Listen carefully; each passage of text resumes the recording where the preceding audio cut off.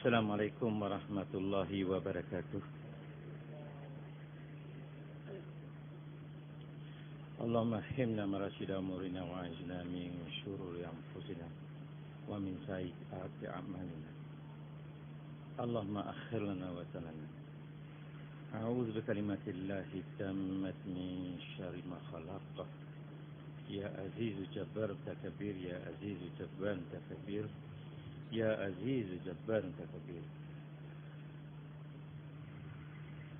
Ya fatahu wa bika nasta'in, ya fatahu wa bika nasta'in, ya fatahu wa bika nasta'in. A'udzu billahi minasy syaithanir rajim. Rabbi shrah li sadri wa yassir li amri wahlul 'uqdatam min lisani yafqahu qawli. Nahmaduhu wa nusalli ala rasulil karim. Amma ba'du fa inna khair.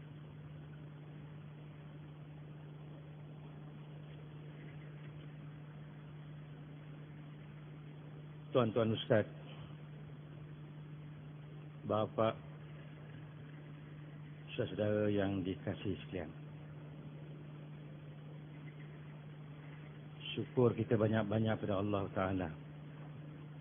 Alhamdulillah, syukur kita. Kerana Allah SWT dengan ihsan Dia, dengan kasih sayangnya Allah, karimnya Allah, dengan taufik hidayah daripada Allah, Allah SWT telah anugerahkan kita dengan iman. Allah SWT telah anugerahkan kita dengan iman. Semoga Allah kekalkan kita dengan iman. Semoga kita mati dengan iman. Dan semoga di yaumil masyar kita dibangkitkan sebagai orang yang beriman. Bapa dan saudara yang dimuliakan oleh Allah, satu orang boleh jadi miskin, satu apa pun tak ada pada diri dia. Tak ada kekayaan, tak ada harta benda, tak ada apa pun, nak makan pun payah. Tapi kalau dia ada iman, hakikatnya, sebenarnya dia ada segala-galanya. Ini yang kita kena faham. Ini yang kita kena pahatkan dalam hati-hati kita.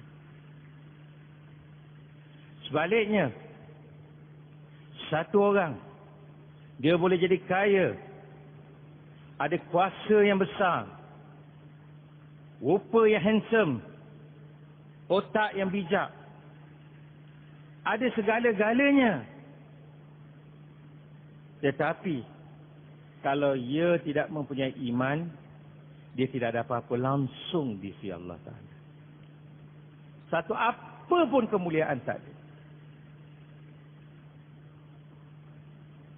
Tuan-tuan yang mulia, kalaulah kita hari ini ambil wuduk dan semayang sunat syukur pada Allah daripada sekarang sehingga maut datang kepada kita, tak berhenti-henti, sepanjang hidup kita, kita sujud ke Allah untuk beritahu atas kesyukuran kita yang Allah anugerahkan kita iman. Ulama kita beritahu kita masih tak dapat nak syukur akan nikmat yang Allah kurniakan iman.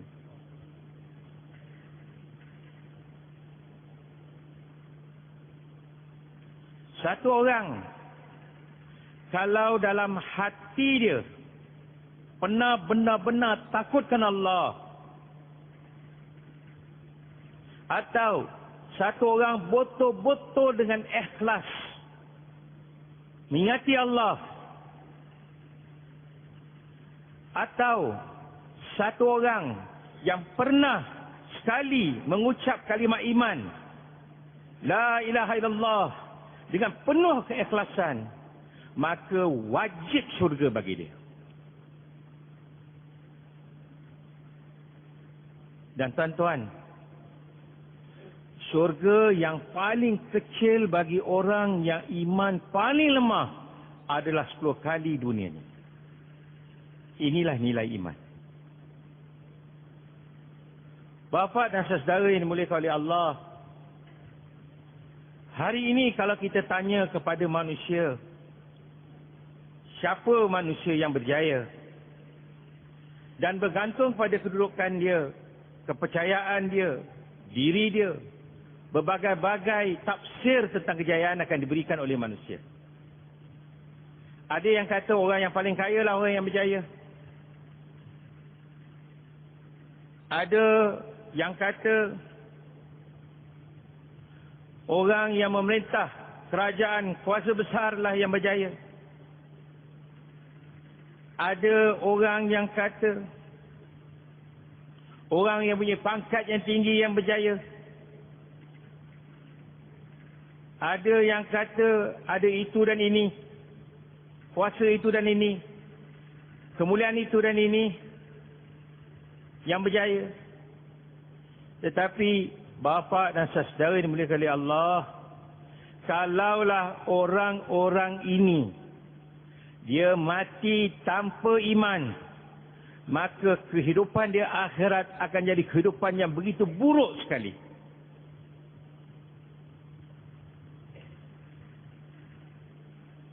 Bapa dan saudara yang dimuliakan oleh Allah, ulama kita menceritakan daripada Nabi sallallahu alaihi wasallam bahawa di yaumil mahsyar Allah SWT akan datangkan maut sebagai kibas. Allah SWT datangkan maut sebagai kibas. Dan kemudian di depan ahli syurga, di depan ahli neraka, di depan semua manusia di yaumil mahsyar, Allah SWT sembelihkan kibas ini. Maknanya maut disembelih.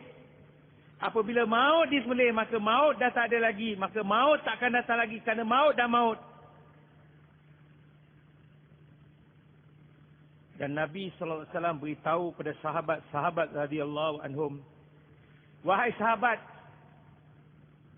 sekiranya satu-satu orang boleh mati kerana terlalu gembiranya sangat, maka pasti sekali ahli-ahli syurga akan mati kegembiraan kerana mereka melihat maut telah disembelih.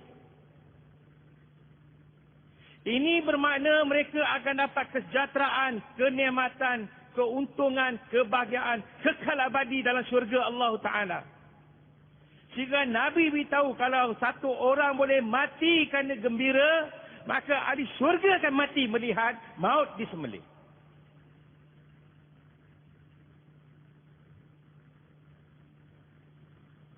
Dan bapa-bapa yang dimuliakan oleh Allah, Nabi SAW juga beritahu pada sahabat-sahabat radhiyallahu anhum, wahai sahabat-sahabat, sekiranya satu-satu orang boleh mati kerana sedih yang teramat sangat, maka ahli-ahli neraka akan mati kerana terlalu sedih apabila mereka lihat maut telah disembelihkan oleh Allah.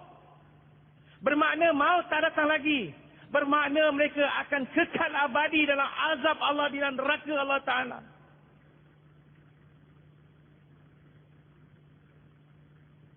Inilah ihwal di akhirat.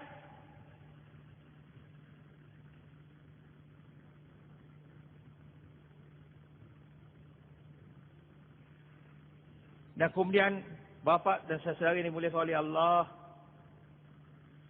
Allah SWT tukarkan haiwan-haiwan di yaumil mahsyar, haiwan-haiwan ditukarkan jadi debu, dijadikan pasir. Dan apabila haiwan-haiwan ditukarkan jadi pasir, maka ahli-ahli neraka merayu kepada Allah, "Oh Allah, jadikanlah aku haiwan. Ya Allah, jadikanlah aku anjing. Ya Allah, jadikanlah aku babi. Supaya apa? Supaya aku juga akan jadi debu. Supaya aku tidak akan dimasukkan neraka Allah Ta'ala."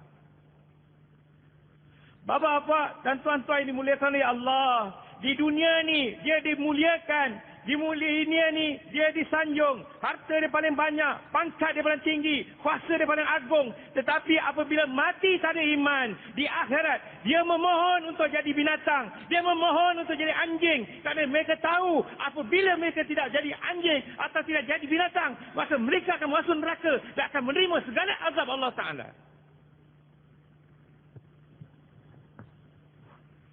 Tuan-tuan yang dimuliakan oleh Allah, segala kemuliaan, segala anugerah, segala pangkat, segala apa yang orang dapat di dunia, di akhirat tidak akan ada nilai lagi kalau mati tanpa iman kepada Allah.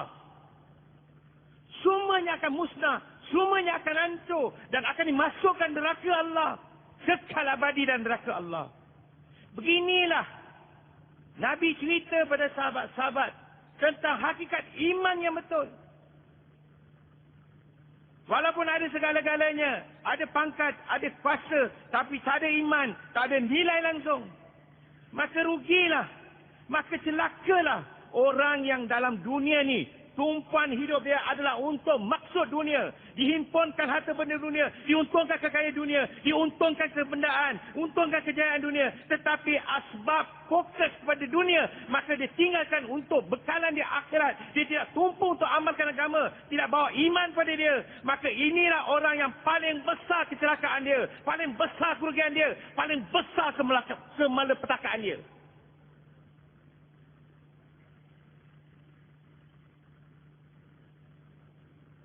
Tuan-tuan, kita cerita benda ni, tuan. Kenapa, tuan-tuan? Ini benda yang benar, yang hak. Nabi beritahu, Allah SWT beritahu, yang pasti kita semua ni akan menghadap Allah di Yaumul Mahsyar.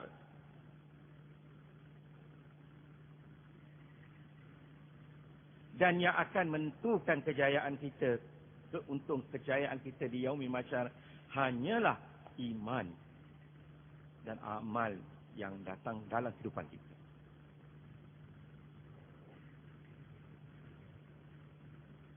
Ulama-ulama kita juga beritahu, kalau di dunia ni semua orang kufur kepada Allah Ta'ala, kecuali satu orang je yang ada iman kepada Allah, itu pun amal dia lemah sangat.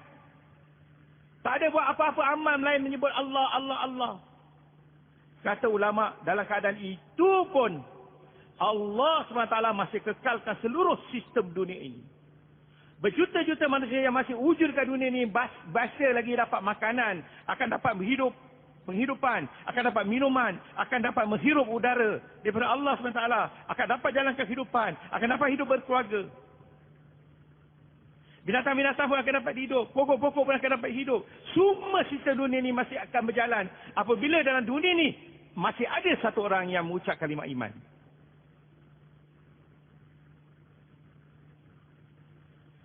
Tetapi bapak dan tuan-tuan yang dimuliakan oleh Allah, apabila satu orang ini yang baki di dunia ini, yang sebut Allah, Allah, dia meninggal dunia, maka yang tinggal di seluruh dunia adalah orang yang kufur kepada Allah Ta'ala. Maka Allah datangkan Israfil yang tiupkan sangkakala sehingga dunia ini dikiamatkan oleh Allah.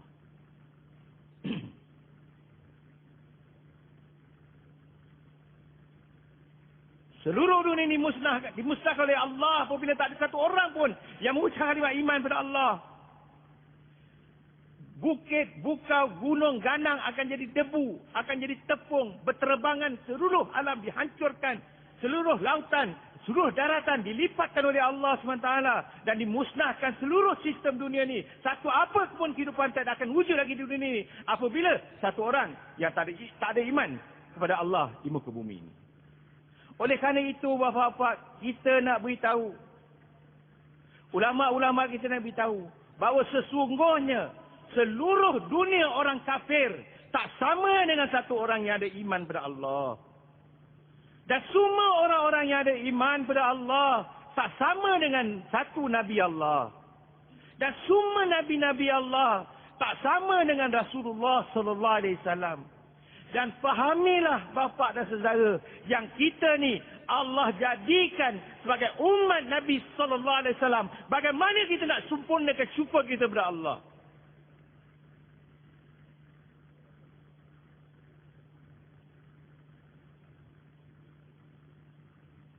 Malangnya bapa-bapa, hari ini manusia tahu nilai duit. Manusia tahu nilai ijazah. Mana tahu nilai PhD. Mana tahu nilai kedai. Manusia tahu nilai kilang. Mana tahu nilai duit. Manusia tahu nilai emas. Manusia tahu nilai kereta. Manusia tahu nilai benda-benda. Tetapi sehinggakan tadi kasut pun manusia tahu nilai. Tapi manusia hari ini, juta-juta manusia hari ini dah tak tahu apa tu nilai iman.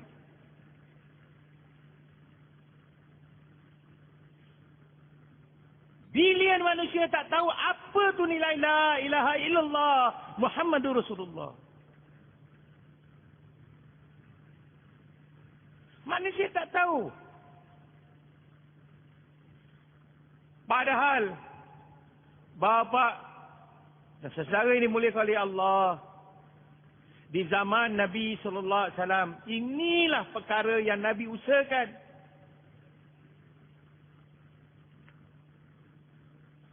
Inilah perkara yang pertama yang Nabi usahakan. Sehingga kan sahabat-sahabat beritahu, kami belajar iman, baru kami belajar Quran.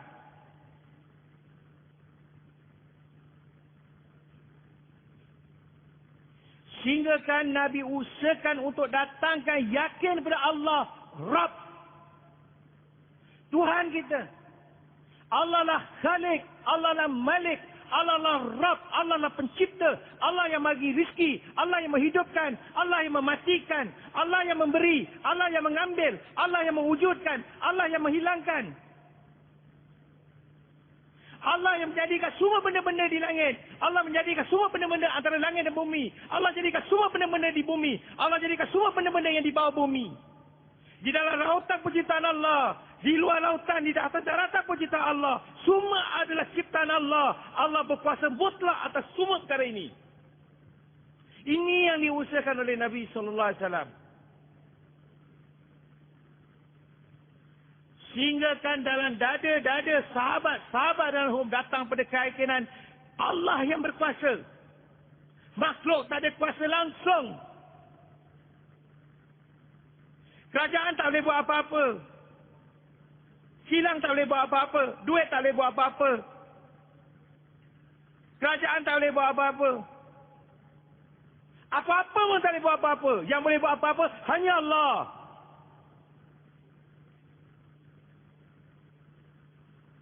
Kalau seluruh dunia pakat gunakan segala teknologi yang ada, yang paling kini, gunakan teknologi, gunakan sains, gunakan bom, gunakan semua benda-benda, gunakan tentera, gunakan nuclear power, nak memusnahkan satu orang.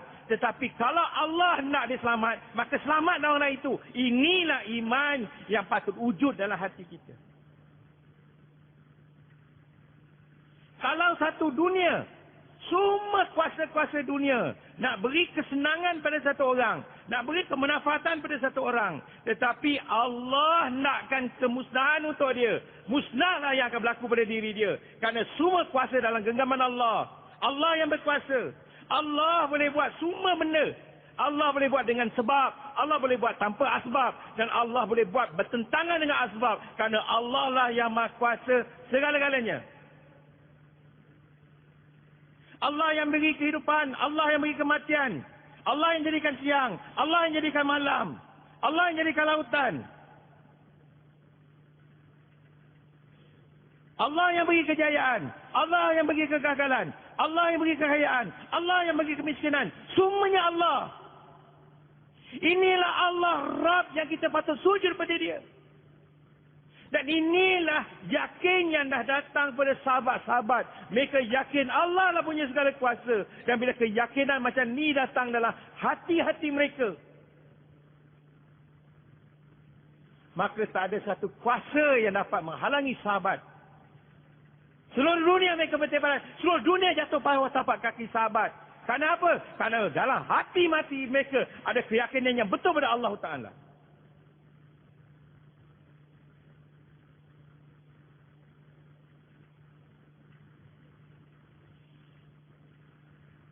Bapa dan tuan-tuan saudara yang dimuliakan oleh Allah,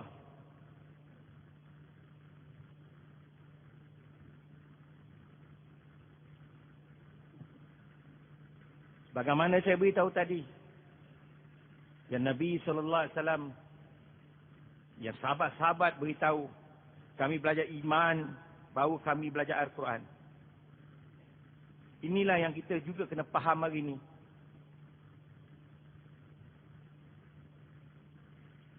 Kalau tanpa iman, semua amal tak bawa beri kesan dan makna kepada apa pun pada kita. Sama kita tengok tuan-tuan, kipas, lampu. Tanpa elektrik, dia tak boleh buat apa-apa. Ada kipas, ada lampu, ada peti ais, ada segala-galanya. Tapi tak ada elektrik. Satu benda pun tak dapat digunakan. Itulah ulama kita beritahu, satu apa pun amal tak akan jadi apa-apa manfaat kalau tidak disertakan dengan iman. Sebab itulah sahabat-sahabat belajar iman.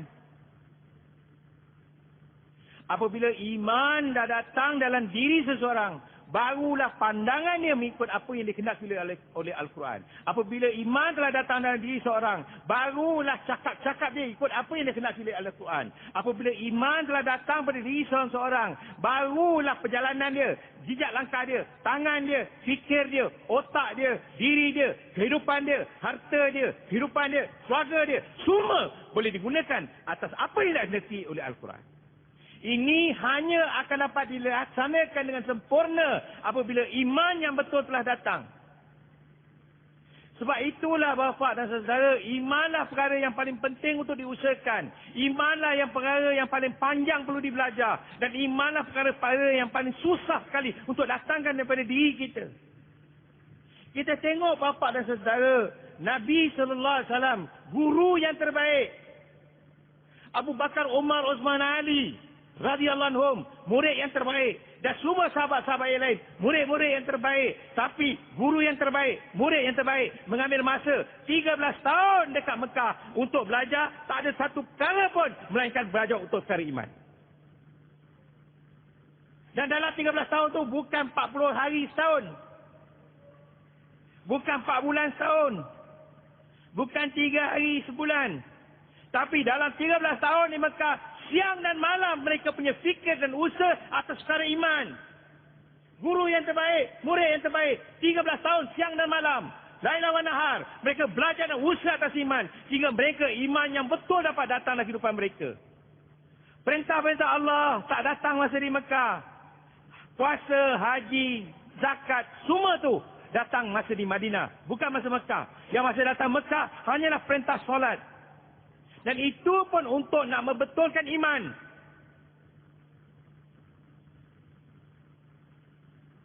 Tiga 13 tahun mereka usaha, mereka korban, mereka mujahadah untuk datangkan iman yang betul dalam diri-diri mereka.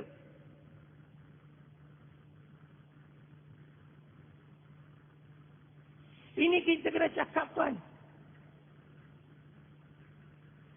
Kata Maulana Yusuf rahmatullahi alaihi, kita kena cakap pasal iman begitunya banyak. Sehingga kan seolah tak ada perkataan lain yang keluar daripada mulut kita melainkan cerita pasal Allah. Jumpa orang cakap Allah, semua orang cakap Allah. Seolah tak ada perkataan lain melainkan Allah yang keluar daripada mulut kita. Moga dengan beribu-ribu kali kita sebut Allah, maka Allah yang besar akan masuk dalam hati kita.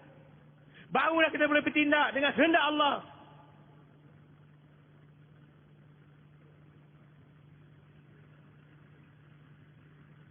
Syekh Abdul Wahab kata, hari-hari kurang-kurang 25 orang kita kena jumpa. 25 kali kita kena jumpa orang untuk cakap pasal kebesaran Allah, untuk cerita pasal iman. Bagaimana sahabat-sahabat? Bukan kecil-kecilnya sahabat. Orang yang Allah janjikan syurga. Orang macam ni pun usaha siang dan malam. Dan iman yang dah pakar macam ni pun, Nabi satu ketika cakap pada sahabat, jadi dulu imanakum, perbaharilah iman kamu. Orang yang iman mereka tinggi macam Abu Bakar, tinggi macam Umar, tinggi macam Ali. Ali lalu beritahu, kalaulah letak syurga depan mata kami, letaklah neraka depan mata kami, iman kami tak akan meningkat lagi. Kenapa? Kerana syurga dan neraka telah jadi realiti, telah jadi hakikat pada sahabat-sahabat. Mereka yakin 100% tentang wujudnya kehidupan akhirat ini. Tentang syurga dan neraka, tak perlu tunjuk mereka yakin. Tapi untuk orang ni pun, Nabi SAW beritahu, jadi dulu imanakum, perbaharilah iman kamu.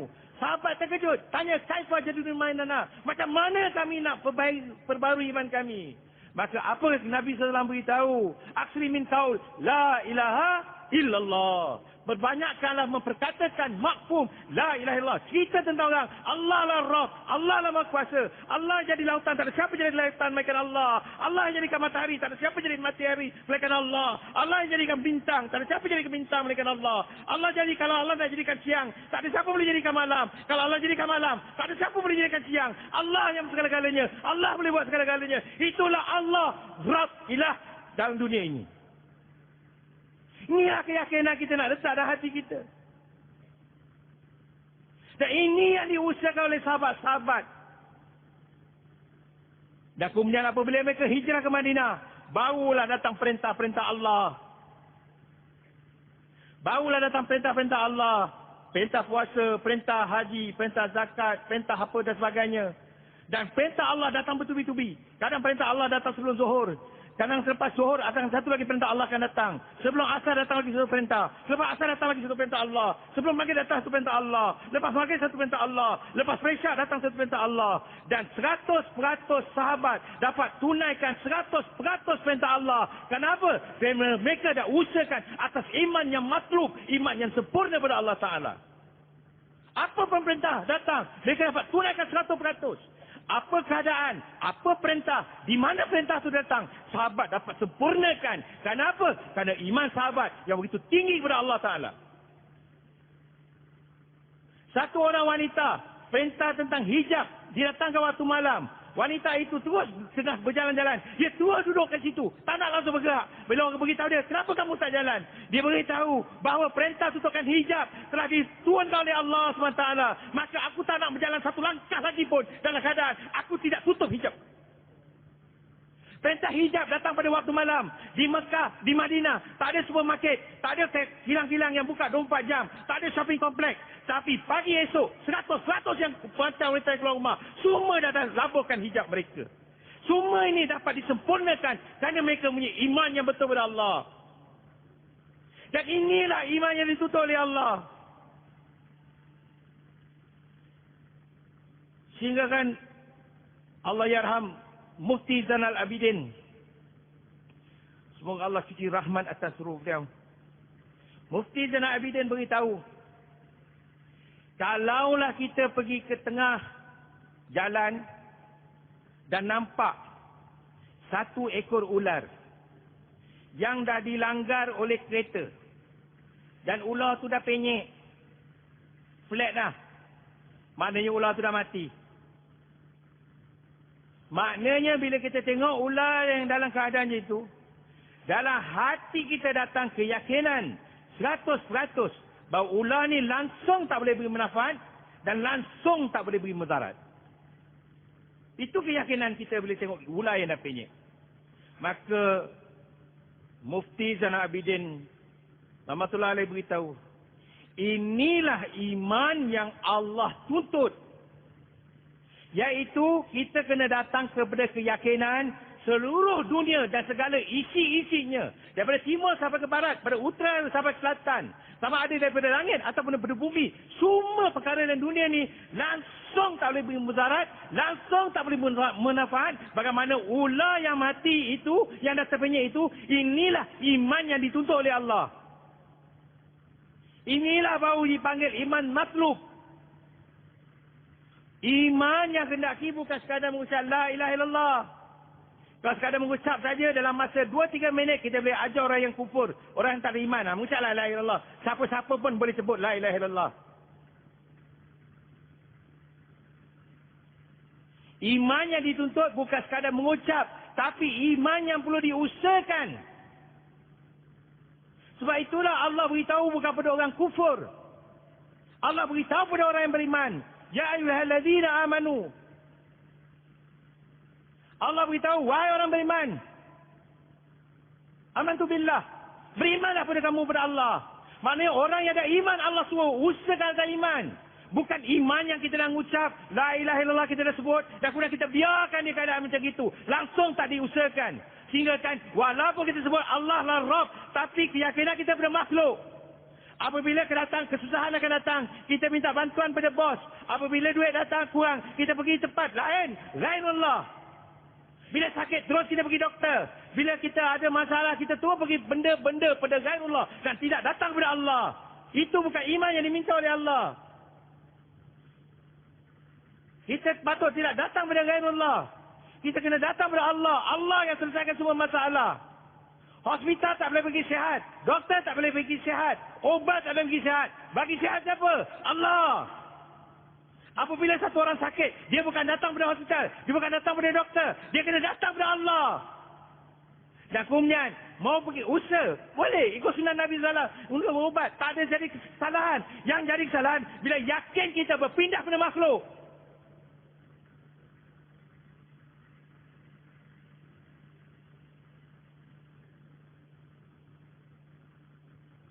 Ada satu orang dia sakit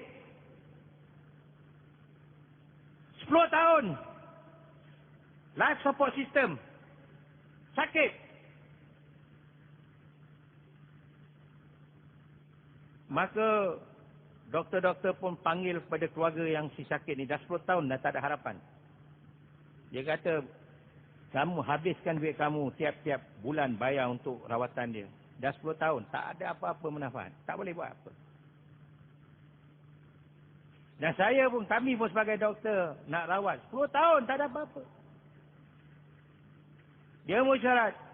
Maka dalam musyarat tu beritahu kita patut bagi injection. Bagikan racun supaya dia mati, supaya kamu tak habis lagi duit. Kerana apa? Memang dah tak ada harapan. Kami pun tak ada boleh buat apa-apa. Mereka musyarat pakat-pakat sama-sama buat.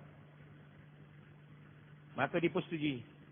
Maka doktor pun injek lah racun dalam badan orang tu. Sebaik saja injek racun, orang tu sedar daripada koma dan terus hidup. Bukan obat yang bagi sihat. Yang bagi sihat siapa? Allah. Orang nak mematikan dia, nak bagi racun. Tapi racun tu je sebab kesihatan orang itu. Sekudrat siapa? Kudrat Allah. Allah nak tunjukkan kuasa Allah.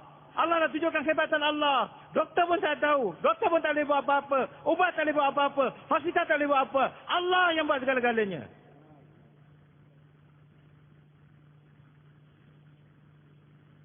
Tapi malangnya bapa-bapa, tuan-tuan dan saudara yang dimuliakan oleh Allah, hari ini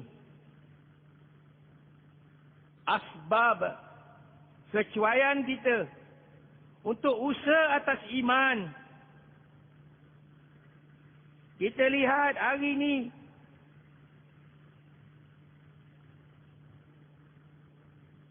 $7 bilion manusia di seluruh alam. Kalaulah Allah SWT matikan semua 7 bilion orang di dalam dunia hari ini, maka 5.5 bilion orang akan terus menuju neraka Allah, kekal abadi duduk dalam sana. Kerana 5.5 bilion orang yang berjalan muka alam ni tak ada iman kepada Allah. Mereka kufur kepada Allah. Padahal siang kepada Allah, hidupan kepada Allah, isteri kepada Allah, harta kepada Allah, semua kepada Allah. Tapi hidup 60 tahun, 70 tahun, sekali pun tak dapat sujud kepada Allah, tunjukkan syukur kepada Allah atas nikmat yang Allah bagi. Kenapa? Mereka hidup 60 tahun, 70 tahun, mereka tak kenal siapa tu Allah. Mereka Ramasamy, mereka Acong, mereka John, mereka tak ada iman kepada Allah. 6 juta, 5.5 juta akan terus masuk neraka Allah. Ada tak kesedihan ini dalam hati kita? Dan baki 1.5 juta, 95% daripada mereka telah jauh daripada masjid, dah jauh daripada iman, dah jauh daripada amal. Daripada 1.5 juta, berapa banyak orang Islam yang taat perintah Allah, yang bawa amal dalam hidupan dia? Berapa ribu manusia, berapa juta manusia hari ini yang jalan di muka bumi ini dalam keadaan tak semayang, tapi tak sempat untuk taubat, mati dalam keadaan tak semayang kepada Allah. Berapa banyak manusia orang Islam hari ini yang berzina dan tak sempat taubat dan mati dalam keadaan berzina. Berapa banyak orang Islam hari ini yang buat riba dan mati tak sempat taubat dan mati dalam keadaan riba kepada Allah. Berapa banyak orang Islam hari ini, berjuta-juta orang Islam yang bohong dan mati tak sempat taubat dan mati dalam keadaan ini untuk menghadap Allah. Berapa banyak orang Islam yang mencuri dan kadang dia mencuri dan tak sempat sebab taubat, dia mati untuk jumpa Allah. Berapa banyak orang Islam yang meninggalkan perintah-perintah Allah dan mereka mati tak sempat taubat dan mereka berjumpa Allah. Bagaimana keadaan hisab mereka di depan Allah? Dan semua ini bapa dan saudara yang dimuliakan oleh Allah, kerana kita tertinggal kefahaman bahawa inilah kerja kita sebagai umat Nabi SAW. Yang atas kerja inilah Allah telah hantar 124,000 Anbiya alaihissalam. Semua Nabi-Nabi alaihissalam datang untuk mengajak manusia untuk kenal kepada Allah, untuk iman kepada Allah. Dan hari ini manusia datang kepada Allah.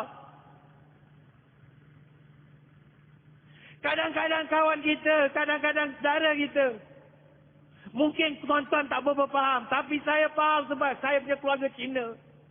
Sepupu saya mati tak ada kalimat iman, kufur kepada Allah. Padahal saya mati tak kadang ikhlas kepada Allah, tak kenal sama Allah. Dan kita orang Islam sikit pun tak ada rasa kesedihan dekat hati, tak ada kebimbangan dekat hati. Macam mana Allah nak suka kat kita? Kerana ini kerja Allah dah bagi kepada umat Nabi SAW. Dan atas kerja ni Allah kata kuntum khairal umat. Kita sebaik-baik umat. Kenapa kita ukhrijat, dikeluarkan? Asas maksud apa tuan? Asas maksud usaha atas iman. Berjuta-juta orang menuju neraka. Di depan neraka, di kanan neraka, di kiri neraka, di atas neraka, di bawah neraka. Neraka dikelilingi umat. Hari-hari, kata United Nations, sehari-hari 100,000 orang mati di dunia hari ini. Di dunia hari ini, tiap-tiap hari purata 100,000 orang mati. Berapa orang yang mati hari ini yang tak sempat ucap kalimat iman, mati neraka Allah. Tak kesedih ke hati kita?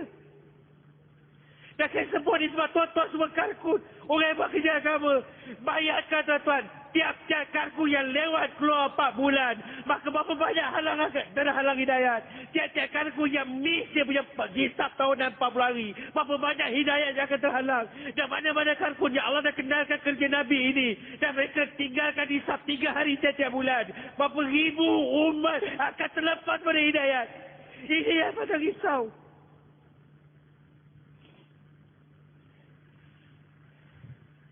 Hari ini kita risau pasal kerja. Hari ini kita risau pasal musyarat. Hari ini kita risau pasal perniagaan kita. Hari ini kita risau pada anak dan isteri kita. Tetapi ada tak hari ini kita risau berapa orang beriman, berapa orang tak beriman. Dan yang nak beriman, berapa banyak yang mengamalkan perintah Allah. Sehingga kan Allah yarham Maulana Umar rahmatullahi alaihi, dia beritahu betapa rosaknya umat hari ini untuk beri nafkah 1 orang isteri dan 4 orang anak cukup untuk menghalang umat ini untuk menyelamatkan 6 bilion orang daripada neraka Allah. Sibuk atas keperluan untuk 1 isteri, 2, 3, 4, 5 orang anak. Tetapi umat dibiarkan dalam kufur, dalam jawab pada perintah Allah. Bagaimana kita nak jawab di depan Allah di akhirat? Ini kerja kita. Cuba bayangkan, 1 orang, dia pergi ke England, ambil ilmu kedoktoran, dapat ijazah kedoktoran, tak cukup ijazah, ambil spesialis lagi, ambil PhD, jadi pakar dalam bidang dia, dan dia balik ke Malaysia, dan dia terus pergi ke pasar malam, dan berniaga jual sayur. Orang kata gila tak? Gila. Ada ke PhD dalam kedoktoran, sibuk buat kerja jual sayur dekat pasar malam? Tak ke gila? Begitulah sebenarnya gilanya kita apabila Allah SWT dah lantik kita untuk buat kerja Nabi, kerja nubuah, kerja dakwah ilallah. Dan hari ini kita kata itu bukan kerja kita.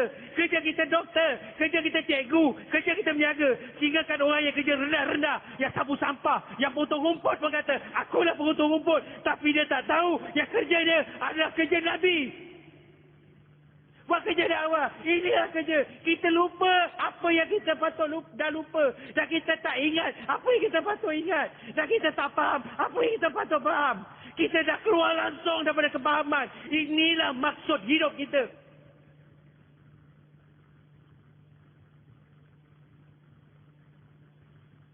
Dan jadikanlah hari ini Ramadan yang mulia untuk kita tukarkan dalam hati kita akan maksud kehidupan kita yang sebenar. Kita dihantarkan atas maksud ini.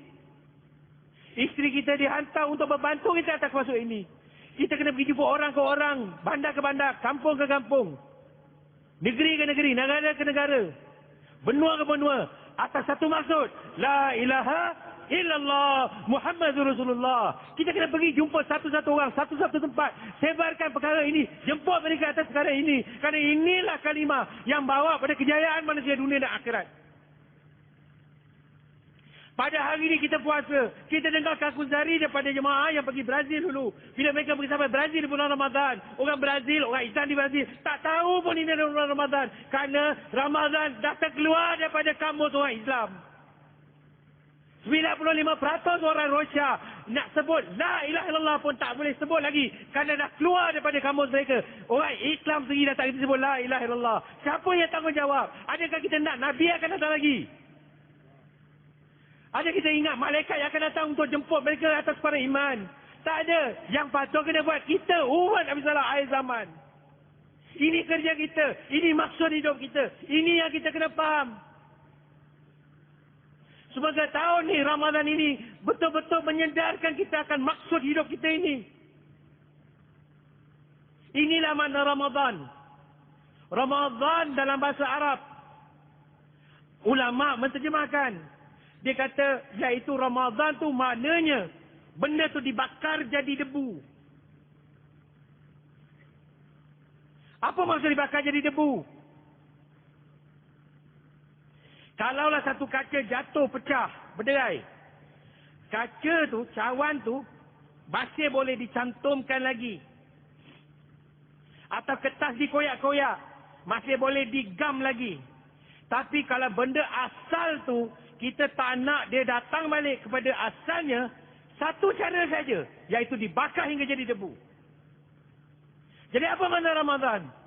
Ulama kita baru beritahu, sesungguhnya seluruh tahun kita banyak buat langgar-langgar perintah Allah. Kita buat dosa itu dan ini. Kita buat perkara-perkara yang Allah murka, Allah benci, Allah tak suka. Kita datang kepada Allah di dalam bulan Ramadan dengan penuh dosa-dosa. Tetapi kalau kita dapat hidupkan Ramadan dengan sempurna, dan di dalam Ramadan kita ambil fikir yang ini kerja agama, kerja kita yang kita nak buat dan jadikan baki hidup kita untuk buat kerja ini, maka semua dosa-dosa kita sepanjang tahun yang lepas dibakar oleh Allah sehingga jadi debu, maka tak akan datang lagi, tak dapat bentuk lagi dosa tu dalam kehidupan kita. Inilah kerahmatan bulan Ramadan. Jangan kita sia-siakan. Ini 10 akhir Ramadan. Ini peluang akhir untuk kita tunjuk pada Allah, untuk bukti pada Allah, untuk nak dapatkan pelepasan api neraka 10 akhir ni. Kita beritahu Allah, kita nak bangun, nak bangkit atas kerja agama Allah. Bapa dan saudara yang dimuliakan oleh Allah, dalam Al-Quran ada satu surah yang hari ini orang panggil dia jantung pada Al-Quran, yaitu surah Yasin. Surah Yasin adalah hati pada Al-Quran. Kenapa Yasin surah jadi hati pada Al-Quran? Adakah dengan sebab orang Melayu baca dia tiap-tiap hari Khamis malam Jumaat, maka Yasin dimuliakan oleh Allah? Bapa dan saudara yang dimuliakan oleh Allah, sesungguhnya dalam surah Yasin Allah ceritakan kerja dakwah. Allah SWT, kalau kita lihat tafsir pada surah Yasin, kita baca surah Yasin, Allah SWT telah hantar 2 orang Nabi pada satu-satu kampung. Kemudian Allah perteguhkan lagi dengan 1 orang Nabi lagi. Jadi 3 orang. Pergi pintu ke pintu, rumah ke rumah untuk ajak orang beriman. Orang kampung tak pedulikan Nabi-Nabi ini. Dan Nabi-Nabi ini teruskan usaha mereka. Dan akhirnya sampai di ujung kampung, jumpa 1 orang tukang kayu. Dan orang tukang kayu ni beriman. Terus terima. dakwah Nabi-Nabi ini. Dan terus cash ikut Nabi-Nabi ini. Nabi-Nabi sedang buat gas. 3 orang buat gas. 1 orang datang cash dalam gas. Tukang kayu. Dan tukang kayu ni pun ikut Nabi-Nabi ini. Dan jumpa kaum dia dan kata, wahai kaum, ikutlah orang-orang ini. Mereka adalah orang yang baik. Mereka datang dan ajak kita kebaikan tanpa meminta upah. Satu upah pun mereka tidak minta. Satu ganjaran pun mereka tidak minta. Mereka buat semata-mata kerana Allah. Mereka jemput atas iman. Orang tukang kayu ni cerita pada kaum dia. Kaum dia jadi marah. Maka pukul dia sampai mati. Dalam Yasin kita boleh baca cerita ni. Dan Masya Allah tuan-tuan. Apa yang Allah cerita tuan-tuan dalam Yasin. Apabila orang tu dipukul. Roh dia tak dimasukkan dalam kubur. Orang yang mati ketika buat gas. Roh dia tak masuk kubur. Roh dia terus dimasukkan di dalam syurga. Di dalam burung hijau. Allah masukkan roh di dalam burung hijau. Dan dimasukkan dalam syurga transit. Syurga betul belum dibuka. Syurga betul dibuka yaumil kiamat. Tapi Allah bukakan dan letakkan roh di dalam kubur. Di dalam burung hijau. Dan diperlihatkan segala kenikmatan syurga. Dipaparkan depan mata dia. Immediately. Selepas dia mati. Terus dapat tengok syurga Allah. Dalam keadaan roh dia masuk dalam burung hijau. Dan apabila dia lihat akan keindahan syurga Allah. Apa yang ada dalam hati satu orang da'i. Dia kata, alangkah baiknya kalau kau aku lihat apa yang aku dapat. Tuan-tuan, kalau hari ini sesiapa pergi ke malam-malam dan buat gas. Dan mati ketika gas. InsyaAllah terus masuk syurga Allah.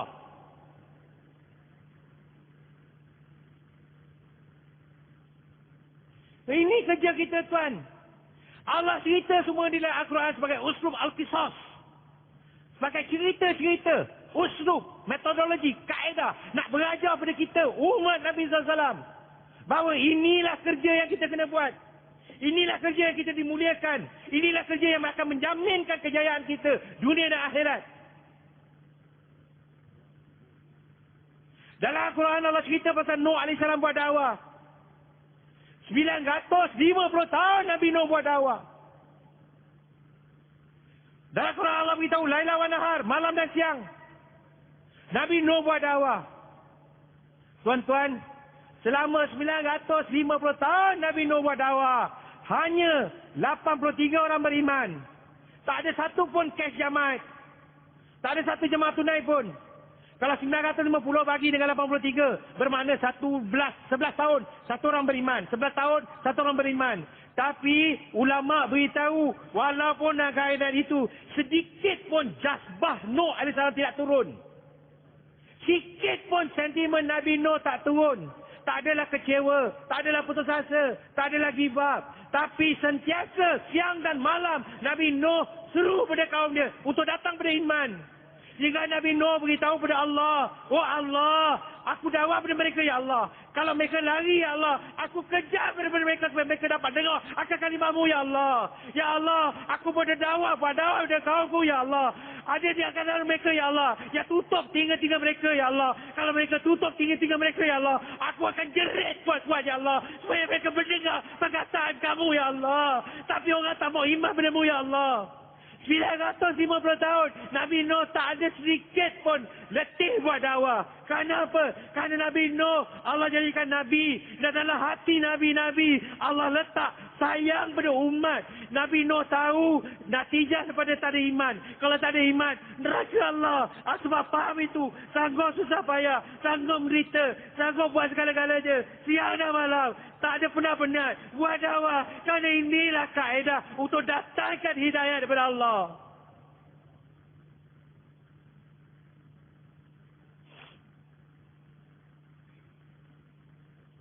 Tuan-tuan, kita tengok pada kehidupan Nabi SAW sendiri. Mus'ab bin Umar radhiyallahu anhu beritahu. Ketika itu dia belum Islam. Dia beritahu. Satu ketika Mekah dalam keadaan gelap gulita. Ketika musim sejuk. Kita Malaysia tak ada musim sejuk. Kita tak faham. Siapa yang faham musim sejuk, Masya Allah. Sejuk sampai ke tulang. Dan Mus'ab bin Umair beritahu keadaan musim sejuk dan angin bertiup kencang. Siapa yang faham kalau musim sejuk campur dengan angin kencang, dia panggil wind chill factor. Bila wind chill factor, dia akan menurunkan kesejukan tu kepada kesejukan yang lebih dahsyat lagi. Dan keadaan itu, kata Mus'ab bin Umar, keadaan gelap gulita pada malam itu. Angin bertiup kencang. Tak ada siapa pun ada dekat luar Mekah. Tak ada siapa pun dekat luar-luar rumah mereka. Semua duduk dalam rumah-rumah mereka kerana suasana begitu teruk sekali. Sejuk sangat. Angin kencang sangat. Dan Mus'ab bin Umar beritahu, dia bersama-sama dengan 6 orang kawan dia bermain trop di sebuah kemah. Mus'ab bin Umar main trop. Sedang sibuk, sedang leka mereka main trop. Mus'ab bin Umar dengar pintu kemah dia diketuk oleh orang. Dan Mus'ab bin Umar terkejut dalam keadaan siapa yang akan keluar. Gelap gulita. Kata Mus'ab bin Umar, kalau keluarkan tangan, jari pun dah tak nampak. Gelap gulita. Dalam keadaan itu, pintu kemah dia diketuk. Dan apabila dia buka pintu kemah, di depan pintu tu terdiri Nabi SAW. Dan beritahu, wahai Mus'ab, ucaplah la ilaha illallah. Kamu akan dapat kejayaan dunia dan akhirat. Terkejut Mus'ab bin Umar. Dalam keadaan seluruh Mekah deserted. Sunyi sepi. Tak ada siapa pun mau duduk di luar. Dalam keadaan semua duduk dalam rumah, dalam keadaan sejuk, dalam keadaan gelap. Baginda Nabi Muhammad SAW, Habibullah, kekasih Allah, pergi pintu-pintu dalam keadaan susah untuk jemput orang datang beriman. Cuba kita faham, kenapa Nabi buat ni semua? Tiap-tiap orang Nabi jumpa, berkali-kali. Dan bila Mus'ab dengar Nabi SAW beritahu begitu, pada masa dan saat dan ketika itu juga, Mus'ab radhiyallahu telah beriman kepada Allah dan Rasulnya sallallahu alaihi wasallam. Semua sahabat-sahabat dia 6 orang telah datang kepada iman. Inilah keadaan Nabi kita. Yang kita sambut kelahiran Nabi baginda Rabiul Awal dengan nasyid-nasyid, dengan kegembiraan. Tapi kita tak lihat pada kehidupan Nabi SAW. Nabi pergi pintu-pintu, rumah ke rumah, jumpa orang. Satu-satu orang sampai 70 kali, 80 kali, 100 kali. Sampai Umar beritahu, ya Rasulullah, apa kau sibuk sangat pergi budak-budak? Berapa kali kamu nak jumpa? Dia tak nakkan masuk Islam. Nabi kata, sabar. Sabar, wahai Umar. Nabi jumpa lagi. Dan akhirnya pemuda Yahudi itu mengucap kalimat iman. Dan Nabi turun sujud syukur kepada Allah. Kerana satu lagi jiwa dapat diselamatkan daripada neraka Allah. Dan Nabi sujud kepada Allah. Kerana Nabi dah digunakan oleh Allah untuk satu orang mendapat petunjuk dan hidayah kepada Allah. Inilah Nabi kita. Yang susah payah. Begitu jasnya Nabi buat kerja dakwah. Sampai Allah SWT beritahu dalam Quran, oh Muhammad, adakah kamu nak hancurkan jasad kamu kerana mereka tak mau iman? Allah sendiri sampai beritahu kepada Nabi Muhammad, relaxlah sikit buat tabligh. Aku yang beri hidayat, bukan kau. Janganlah teruk sampai kau hancurkan diri kau. Aku yang beri hidayat. Begitulah kerusing aja ada pada hati Nabi. Kadang bukan ada sahabat, tapi Nabi diberi tanggungjawab sampai akhir zaman. Nabi khataman nabiyin, Nabi sebagai rahmatan lil alamin. Nabi dihantar untuk seluruh alam sampai seluruh zaman. Nabi tahu Nabi kena usaha. Kalau Nabi tidak usaha, manusia akan mati berbondong-bondong masuk neraka Allah. Dan hari ini kita tengok berapa banyak orang jauh dari agama Allah.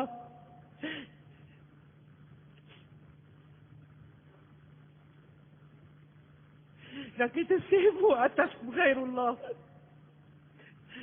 Sibuk je kita nak bagi nafkah dekat anak isteri sudah cukup untuk halang kita daripada buat kerja Nabi.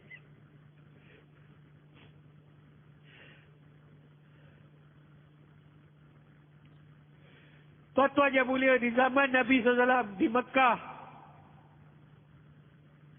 apabila musim haji, orang-orang jahiliah pun pergi haji. Dan ketika itu Nabi akan pergi pada kemah ke kemah di Mina. Kabilah-kabilah yang datang dari seluruh jizya Arab yang datang untuk menunaikan haji. Nabi pergi kemah ke kemah. Kalau orang yang berdiri daripada bukit, di atas bukit dan melihat pada kemah-kemah di Mina, maka mereka akan nampak satu orang pemuda yang akan pergi pada kemah-kemah, kemudian dia dihalau, kemudian dia dicaci, kemudian dibalik batu, kemudian dibalik najis, kemudian dibalik duri. Mereka nampak dia akan diusir ke sana kemari daripada kemah ke kemah. Itulah baginda Nabi SAW yang berlaku tiap-tiap tahun. Masa datangnya musim haji, Nabi akan pergi tiap-tiap tahun pergi kemah ke kemah untuk jemput orang pada iman.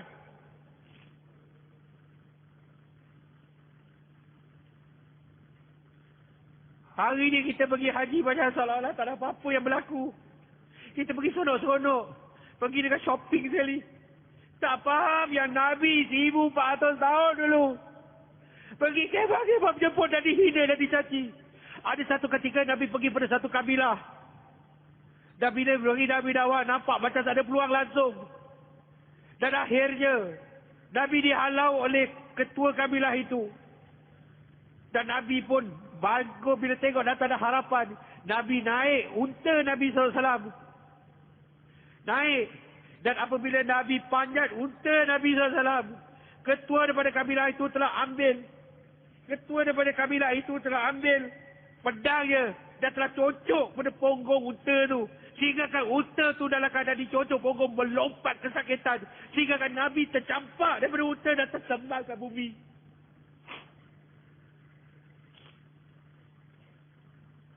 Sehingga seluruh badan Nabi berlumuran dengan debu.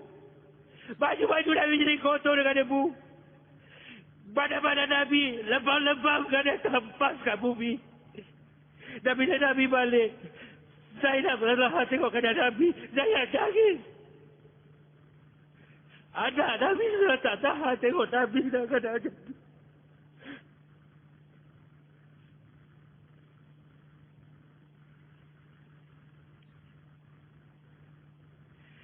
Zainab beritahu, ya wahai ayahanda, wahai Rasulullah, sesungguhnya Allah dah beri jamin ke atas keampunan kamu.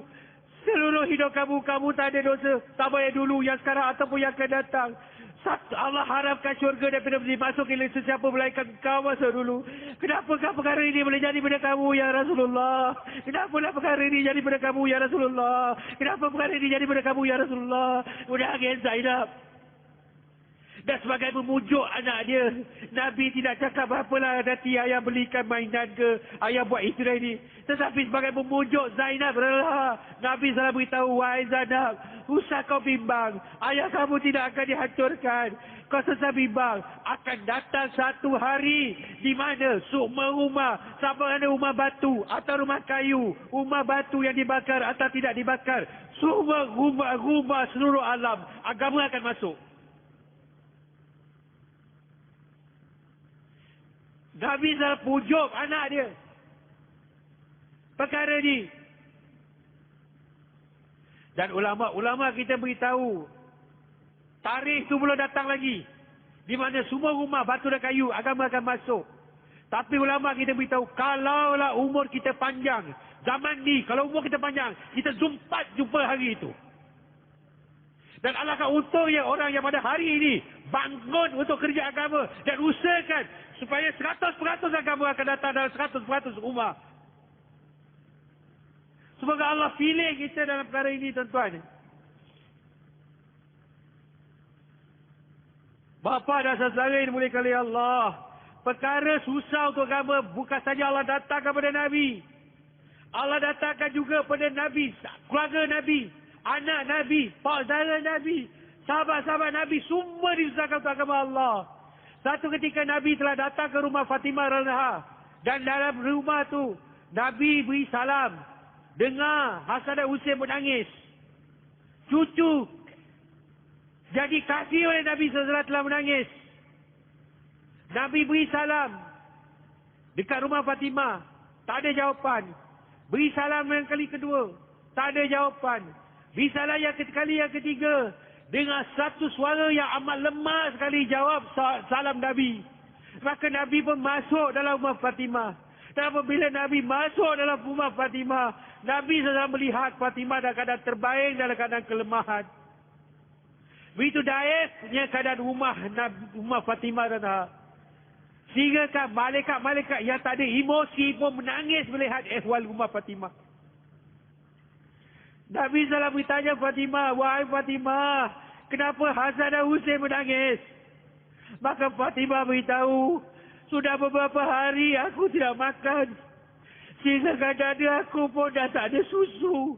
Sehingga Hasan dan Husain dah berapa lama tak dapat susu. Sebab itulah mereka nangis.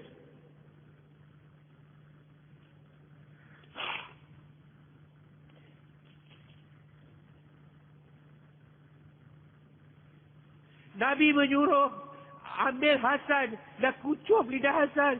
Dan Nabi ambil Husain dan kucup lidah Husain. Dan kedua-dua mereka jadi kenyang sebab menghisap kucupan Nabi SAW. Dan kemudian umat Nabi SAW beritahu kepada Fatimah, wahai Fatimah, sabarlah Fatimah. Sesungguhnya Ali sedang keluar di jalan Allah untuk usaha atas hidayat. Nabi yang lebih faham syariat ke kita yang lebih faham syariat? Nabi yang lebih faham syariat tak adalah cakap, wahai Ali, kenapa kamu teruk meninggalkan isteri kamu, tak makan, tak minum. Ini bukan ikut sunnah, tak betul, ni salah ni. Patut kamu sediakan baju raya, berapa lai, ini patut sediakan, ini patut sediakan. Tapi Nabi yang faham syariat beritahu, wahai Fatimah, sabarlah. Ali dah keluar di jalan Allah untuk membina iman, untuk usahakan supaya tak ada orang masuk neraka Allah. Yang ni, jazbah inilah yang dalam hati-hati umat hari ini dah tak ada lagi.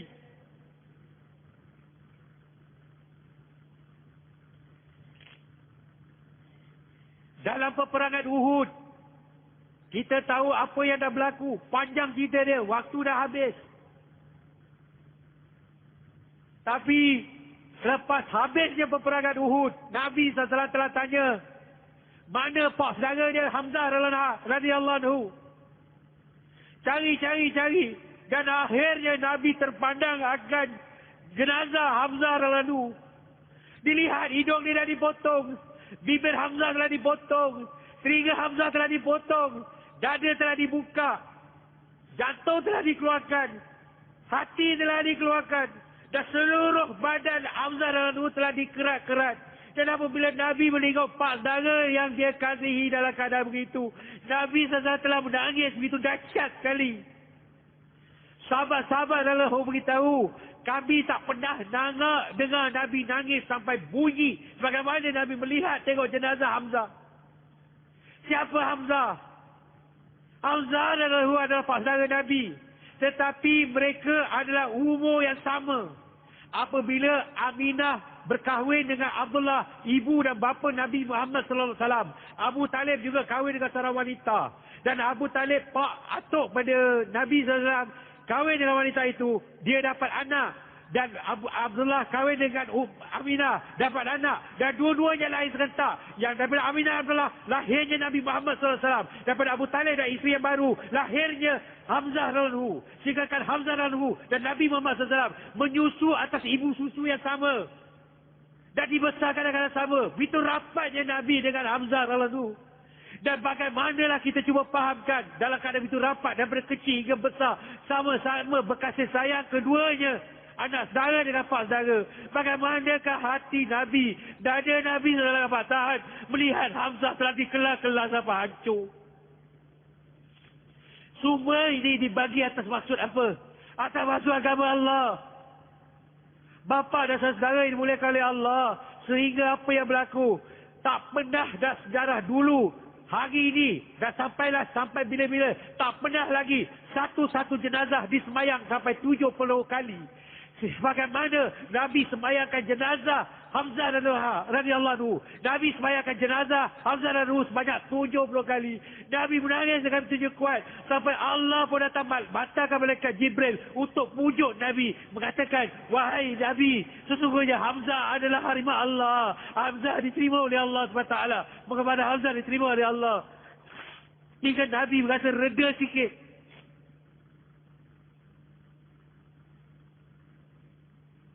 Kita kena faham, tuan.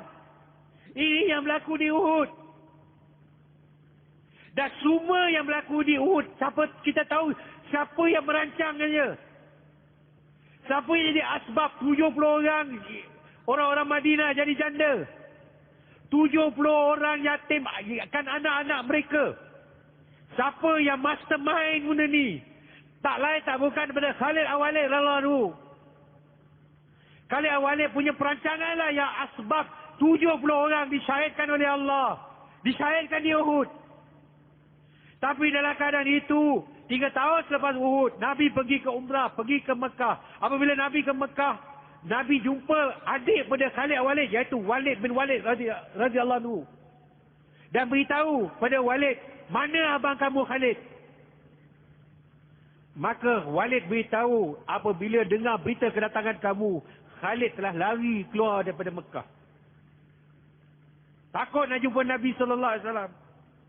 Maka Nabi beritahu pada Walid, wahai Walid, aku heran orang yang sehebat, sepintar, sebijak Khalid begitu lambat untuk menerima iman kepada Allah. Kemudian Nabi pun balik ke Madinah.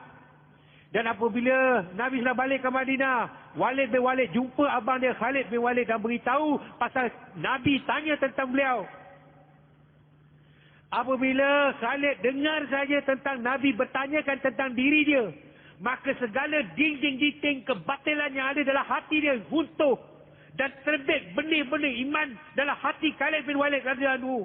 Dan terus Khalid bin Walid pergi ke Madinah untuk datang kepada Nabi untuk mengucap kalimah la ilaha illallah.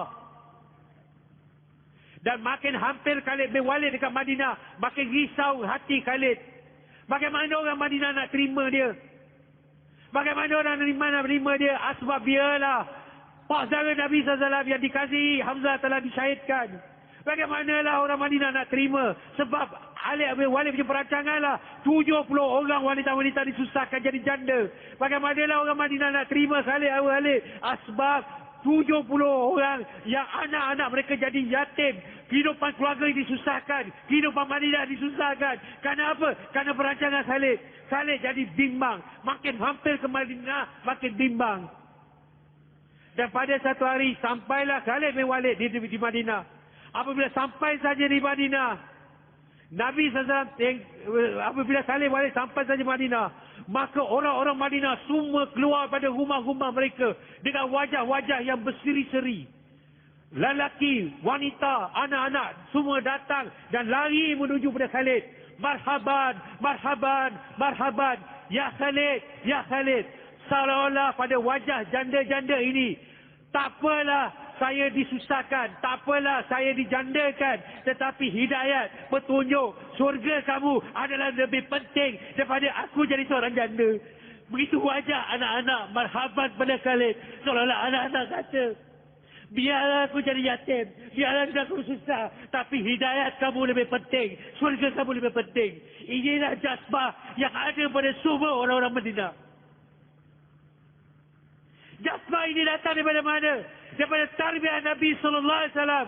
Bahawa itu perkara yang paling penting ialah nak diusahakan. Hidayat. Nyawa boleh diberi. Harta boleh diberi. Maruah boleh diberi. Apa boleh diberi. Tetapi hidayat tidak boleh ditolak ansur. Inilah kefahaman yang ada pada sahabat.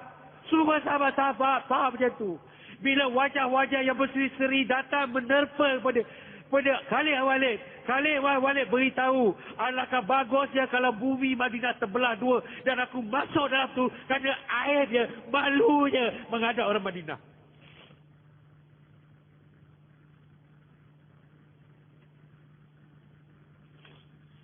Pak saudara Nabi SAW, Ja'far radhiyallahu anhu, sepupu Nabi SAW, bukan pak saudara, sepupu Nabi SAW, Ja'far bin Abi Talib. Nabi kasih kepada dia anak angkat dia, Said bin Harithah. Ja'far pergi ke Abyssinia, bersusah payah hijrah yang pertama. Dan kemudian datang perintah untuk pergi peperangan Mautah. Nabi SAW beritahu, Zaid bin Harithah adalah jadi ketua kamu, jadi amir. Kalaulah Zaid bin Harithah syahid, maka kamu lantiklah Ja'far bin Talib radhiyallahu anhu sebagai penggantinya. Dan kalau Ja'far pun syahid, gantikanlah dengan Abdullah bin Rawah radhiyallahu anhu. Dan kalau Abdullah bin Rawah pun syahid, ambillah seseorang di antara kamu untuk dijadikan ketua. Satu orang Yahudi yang dengar perkara cakapan Nabi SAW ini beritahu, pasti sekali ketiga-tiga mereka akan syahid. Kerana inilah Nabi-Nabi dulu beritahu. Prophesize. Inilah Nabi-Nabi yang menceritakan dahulu. Wafat. Jemaah itu telah pergi ke Mauta. Berapa ribu kilometer daripada Madinah. Mereka usaha. Dan sampai di Mauta. 3,000 orang sahabat. Menentang musuh 300,000 orang. 3,000 lawan 300,000 orang. Untuk tegakkan kalimah Allah.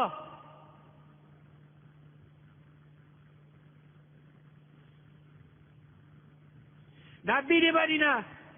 Nabi tengah berbual dengan sahabat. Tiba-tiba Nabi cakap, Zaid bin Harisah telah disyahidkan. Dan Nabi terus nangis. Anak angkat yang dia kasih telah syahid.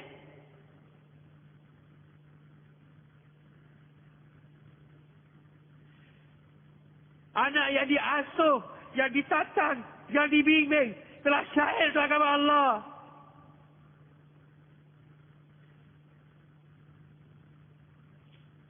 Kemudian Nabi tengah duduk-duduk dengan sahabat. Nabi telah beritahu, Ja'far Allah telah syahid. Dan Nabi terus pergi pada rumah Ja'far. Dan pergi masuk rumah Ja'far. Isteri Ja'far bila nampak Nabi SAW datang ke rumah, berlari-lari untuk nak mengetahui apa ehwal Ja'far.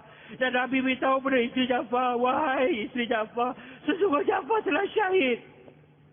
Menangis isteri Ja'far.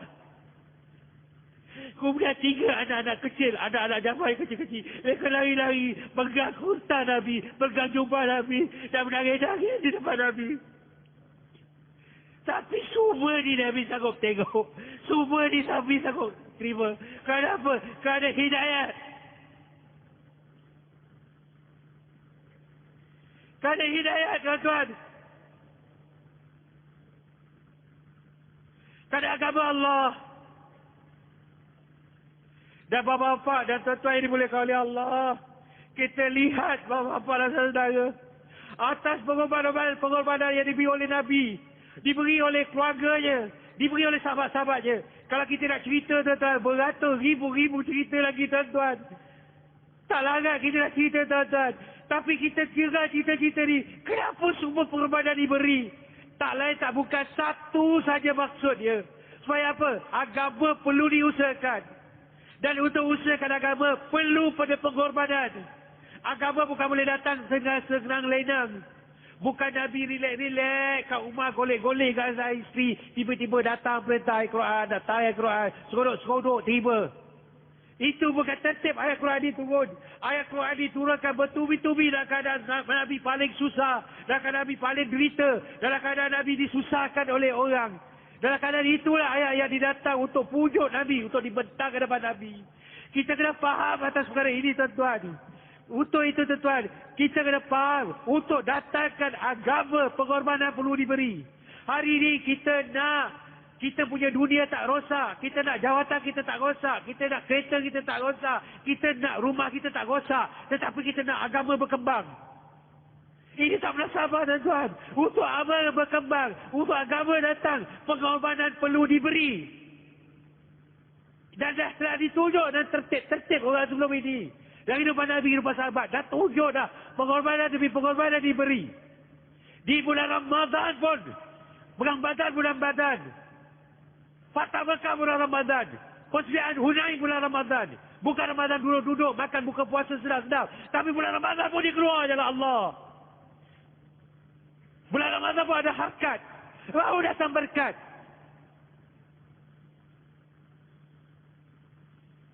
Atas maksud ini tuan-tuan. Kita minta semua orang yang ada dalam majmah ini. Faham akan perkara ini. Tanpa melihat kocek. Tanpa melihat cuti. Kita bangun. Bagaimana Nabi SAW usahakan orang-orang Uhud. Di Uhud mereka susah payah. Hingga 70 orang syahid. Dan bila mereka balik. Hingga ketika mereka jalan balik. Nabi bentangkan lagi satu takazah. Mereka terus keluar lagi jalan Allah. Maka kita minta pada orang-orang yang datang majmah ini. Atas perkara yang sama. Buktikan kepada Allah. Kita umat lain zaman pun sanggup untuk beri pengorbanan untuk agama. Kita juga nak usaha supaya orang-orang kembali datang kepada agama Allah. Atas masa ni, bismillah kita bangun bagi nama 4 bulan di jalan Allah tunai. Bismillah kepada Allah. Kita bangun untuk tunjuk kepada Allah yang kita mahu berusaha atas agama. Bismillah tuan-tuan. Kita beri azam kita untuk keluar 4 bulan. Siapa yang tak pernah lagi keluar 4 bulan, beri 4 bulan. Dan siapa yang dah keluar 4 bulan, tiap-tiap tahun, bangun bagi nama untuk 4 bulan. Bismillah kepada Allah.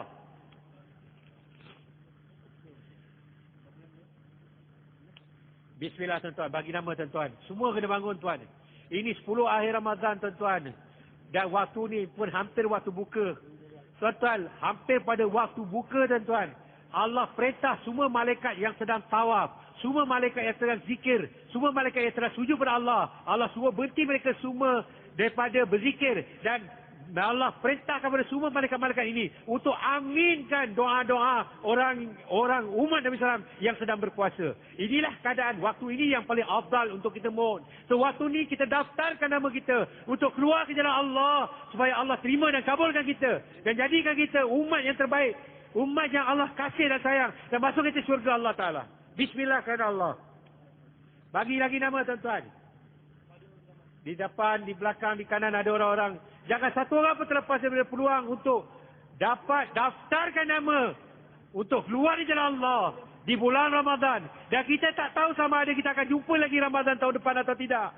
Inilah Ramadan tahun ini yang kita hadapi sekarang. Kita kena gunakan sebaik-baiknya. Kita daftarkan nama kita untuk keluar di jalan Allah Ta'ala. Tuan-tuan, satu ketika Osman radhiyallahu anhu, dia jadi Amirul Mukminin. Dia telah berdiri di atas mimbar dan telah berucapan kepada orang-orang Madinah. Wahai orang-orang Madinah, jangan kamu tertipu pada hakikat yang kamu ni duduk di Madinah. Kamu tengok sahabat kamu di Syria sedang keluar di jalan Allah. Kamu tengok sahabat kamu di Iraq sedang keluar di jalan Allah. Maka jangan kamu tertipu yang kamu duduk di Madinah, beramal di Madinah. Utsman Amirul Mukminin yang ketika itu mengatakan, wahai orang Madinah, kalau kamu keluar di jalan Allah SWT, satu hari di jalan Allah lebih bernilai pada 1000 hari duduk di Madinah dan sembahyang di dalam Masjid Nabawi.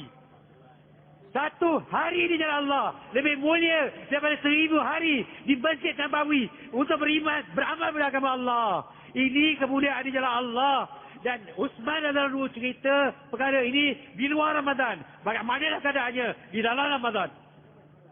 Bismillah tuan-tuan. Kerana Allah kita bangun. Jangan satu orang merugikan peluang ini. Allah sedang telik-telik, sedang lihat dan pandang kita. Tengok hati kita. Ada tak kita sedia untuk bangun untuk agama Allah. Bismillah. Siapa yang mau balik pun, mau balik 25 Ramadan ni pun, bangun lagi bagi nama. Tunjukkan kepada Allah.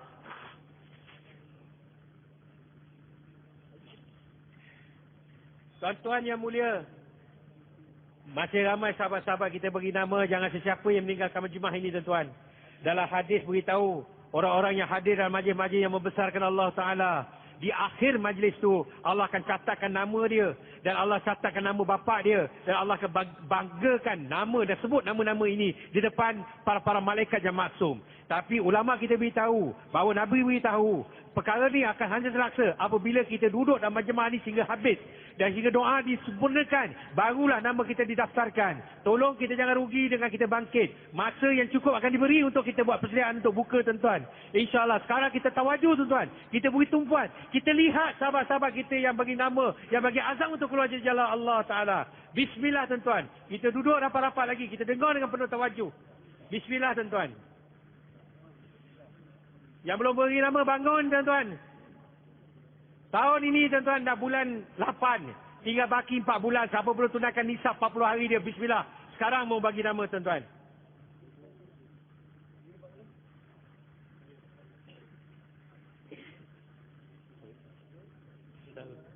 So tuan-tuan, jemaah baru balik daripada Rusia dan menerangkan betapa besarnya takazah di Rusia.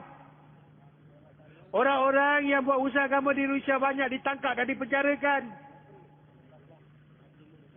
Agama sangat jauh. Orang-orang Islam sangat jauh dari agama di Rusia. Jemaah baru balik. Kita boleh dengar Kakuzari. Saya dengar Kakuzari jemaah yang baru balik. 3-4 hari yang lepas daripada Rusia, 4 bulan di sana. Pergi ke Kazakhstan dan Turkistan semualah kat kawasan situ. Tuan-tuan, 4 bulan mereka keluar dan mereka balik. Satu je fikir mereka. Begitu besar takaza kat sana dan kena serta-merta orang yang ada dalam majmua ni kena bangun dan sambut takaza pergi Rusia. Bismillah tuan-tuan, siapa nak pergi Rusia? Dan untuk pergi Rusia, satu jemaah 3 orang saja. Tak boleh lebih pada itu. Kerana akan narik tumpuan. Usaha di Rusia buat dengan hati-hati tuan-tuan. Tapi atas pengorbanan ini, Masya Allah, hidayat tuan-tuan. Hidayat mahal tuan-tuan. Hidayat perlu diusahakan, perlu dikorban tuan-tuan. Bismillah. Ada jemaah yang bawa balik daripada Caribbean Island tuan-tuan. Baru balik 3 hari yang lepas. Pergi Kangkusari. Keadaan umat menderita tuan-tuan.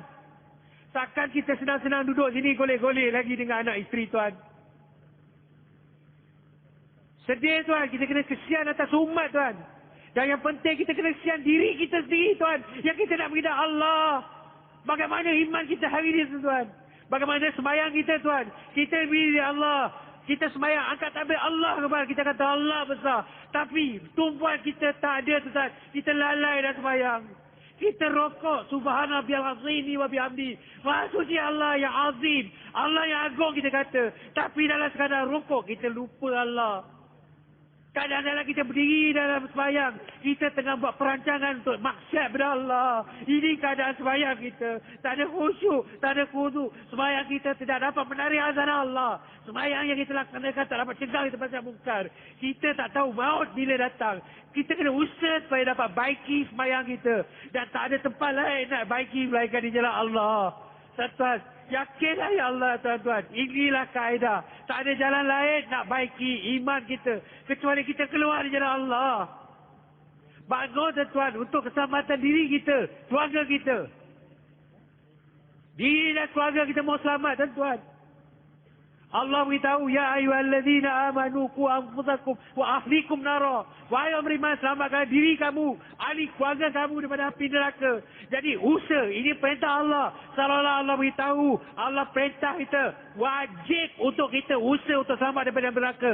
Wajib untuk kita usaha supaya keluarga kita selamat daripada neraka. Dan untuk usaha perkara itu, tak lain tak bukan kita kena bangun untuk keluar ke jalan Allah. Bina iman kita, bina amal kita. Bismillah tuan-tuan, kerana Allah. Kita ada masa lagi 7 minit tuan-tuan untuk bagi nama. Ada lagi, bismillah. Bismillah tuan-tuan. Ini kabuliat tuan-tuan. Kabuliat tuan-tuan. Ini periman Allah tuan-tuan. Sahabat-sahabat semua dikabulkan oleh Allah. Mereka bangun usaha agama. Dan sampai mati mereka buat usaha agama. 95% orang yang dapat kalimah daripada Nabi SAW. Mereka mati di luar Mekah dan Madinah. 114,000 kubur-kubur mereka bertebaran seluruh dunia. Atas maksud apa tuan-tuan? Atas maksud mereka keluar di jalan Allah, usaha atas iman. Atas agama Allah Ta'ala. Dan kita pun tuan-tuan, kita pun mau buat tertib yang sama. Apabila umat ni tidak buat tertib bagaimana ditertibkan oleh Nabi SAW. Pertolongan Allah yang datang pada Nabi tidak akan datang pada kita tuan-tuan. Untuk pertolongan Allah yang datang pada Nabi dan pada para sahabat untuk datang pada kita. Kita pun kena ikut tertib yang sama. Iaitu kita kena pergi ke negara-negara jauh untuk buat kerja atas agama Allah. Supaya Allah kabulkan kita tuan-tuan. Kita doa insyaAllah. Alhamdulillahirrabbilalamin. Assalatu wassalamu ala asyrafil anbiya wal mursalin. Alhamdulillahirrabbilalamin. Jazallahu anna Muhammadan ma wa halu. La ilaha illa anta. Subhanaka inni kuntu minaz zalimin. Ya Allah, ya Tuhan kami, pandangilah kami dengan pandangan rahmat-Mu, Ya Allah. Ya Allah, kau lihatlah, Ya Allah, kami umat akhir zaman, Ya Allah, sedang mengangkat tangan kami, Ya Allah. Di petang Ramadan ini, Ya Allah, petang yang kau kabulkan doa-doa kami, Ya Allah.